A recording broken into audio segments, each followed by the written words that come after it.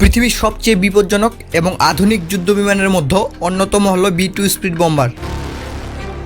এটিকে অনেকেই still bomber নামেও চেনেন, কারণ এই বিমানটিকে রাডার চিহ্নিত করতে পারে না। ফলে শত্রুপক্ষ যখন বুঝতে পারে তখন প্রায় শেষ হয়ে যায় সব কিছু। 1997 সালে প্রথমবারের মতো যুক্তরাষ্ট্রের আকাশবাহিনীতে এই বিমানটিকে যুক্ত করা হয়। এর দাম প্রায় $2 মিলিয়ন, যা একে বিশ্বের সবচেয়ে দামি বিমানগুলোর মধ্যে ফেলে। এই বিমানের সবচেয়ে বড় বৈশিষ্ট্য হলো এর লম্বা রেঞ্জ এবং বিশাল পরিমাণ বোমা বহন করার ক্ষমতা। একবারেই 18,000 কেজি পর্যন্ত বোমা বহন করতে পারে এই B2 স্পিড বম্বার। সাম্প্রতিক সময়ে ইরানের সাথে যখন যুক্তরাষ্ট্রের সম্পর্ক চরম উত্তেজনায় পৌঁছায়, তখন এই B2 স্পিড বম্বার নিয়েই তীব্র আলোচনা শুরু হয়। আর সে আলোচনা যেন সত্যি বাস্তবে পরিণত হলো।